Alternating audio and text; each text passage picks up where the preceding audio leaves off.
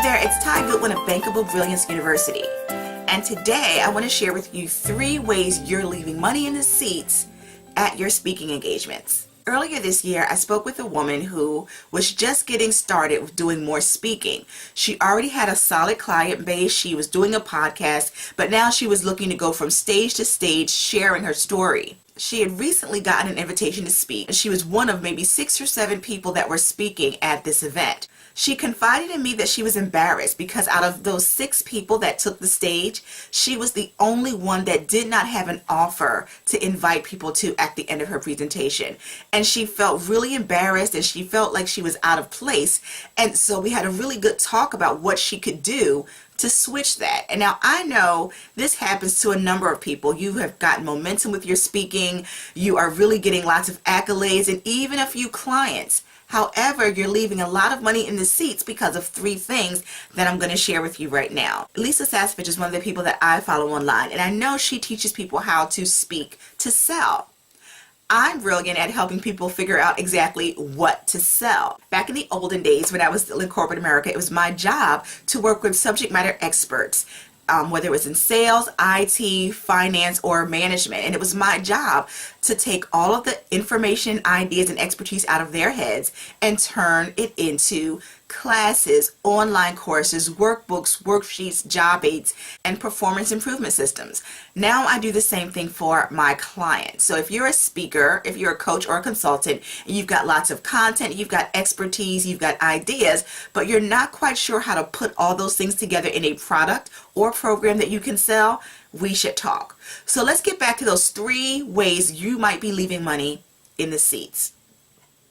The first way you're leaving money in the seats is by not getting people's contact information. While you're on stage and you are having a blast speaking and sharing and the audience is with you, you're doing them a big disservice if there's no way for them to connect with you afterwards. Let me say it a different way. You're doing them a disservice if you don't have a follow-up plan so that you can connect with them afterwards. Why did I switch that? Because lots of people leave it to the audience to follow up. They think that if people are interested in them, that they will surely go to their website and follow up with them. Well, that doesn't always work out. When people leave your presentation, they're on to the next event, they're on to the next talk, or they're going back to their lives where they've got so much going on. So you want to make sure you get their contact information so that you can follow up. Now that does mean you want to have a follow-up system in place, but that's something that you can add rather easily, and I'll talk about that in another video. But you want to have a way to capture their contact information, at the very least their name and their email address. If you get their phone number, that's even better. So make sure you have a way to get their information. One of the best ways to do that is to have an outstanding opt-in offer. Your outstanding opt-in offer is going to be your freebie, or some people call it a pink spoon. It's going to be something they can download and consume easily that helps them solve a problem. Preferably, it's a problem that's connected to the topic you're speaking about. So if you talk about leadership, then you might want to have an opt-in offer that talks about 10 leadership mistakes women make. Or if you are speaking about health and wellness, you might want to have a pink spoon that talks about 4 ways to optimize your health in the next 30 days. So having an outstanding opt-in offer is one way for you to entice people to continue the conversation after your speaking event. The second way you might be leaving money in the seats is if you don't have anything to offer from the stage.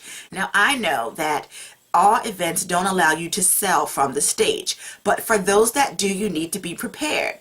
Now, Lisa Sasevich is one of the women that I follow online. She's got some really great content, and she teaches people how to speak to sell. I teach people how to have something to sell.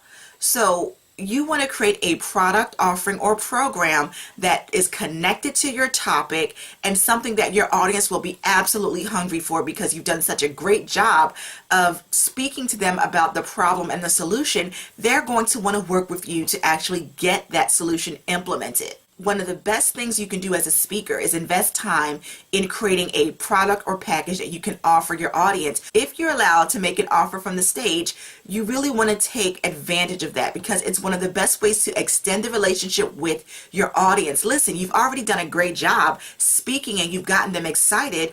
Of course, they're going to want to work with you. Of course, they're going to want to see what you have to offer next. So why not make it super easy and have a package or program that you can offer them right on the spot? The third way that you might be leaving money in the seats is not having anything to sell from your display table. In many speaking events, there's an opportunity for you to have a vendor table or for you to have some kind of display that promotes your offering, your book, or your services. So when you have a display table, you want to have 3 things going on, and that's it. You don't want to overwhelm and overload. This is not the time to pull out every piece of marketing collateral that you've ever owned and place it all over the table. You want to have 3 things. Number 1, you want to have a way to capture their contact information. This could be a sign-up sheet, or maybe you're collecting business cards because you're going to do a drawing, but you definitely want to have that happening at your space. The second thing you want to have happening is you want to give them something.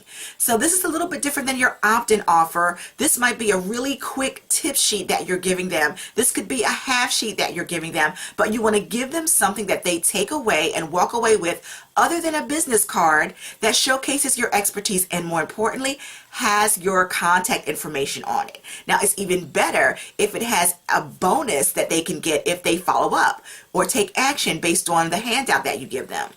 And the third thing you want to have at your table are your products or packages that you're offering. Listen, if you're a service-based professional and you don't have physical products to offer, then you want to have an order form at your table that offers one thing, and it's the only thing that you're going to be offering that day. You don't want to spend a lot of time having 4 or 5 different offers trying to explain that to each person that comes past, and then while you're explaining it to 1 or 2 people, the other 3 or 4 people that are walking past are just going to walk past, and then you lose that opportunity. So keep it really simple. It should be something that's easy for them to see the value of and easy for them to understand exactly how it works.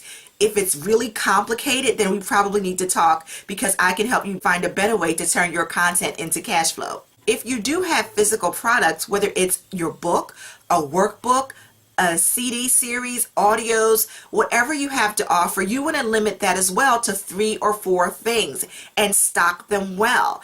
You don't want people spending time trying to think of what out of these 10 things do I really want. If you have a lot of things to offer, put them in a bundle that's really attractive to people because they're getting everything in one package. So there you have it. 3 ways you might be leaving money in the seats. You can visit TyGoodwin.com and find out how I help coaches, authors, speakers, and consultants make more money with their message. Until next time, live on purpose, work your passion, practice prosperity, and of course, stay brilliant and bankable. I'll see you online.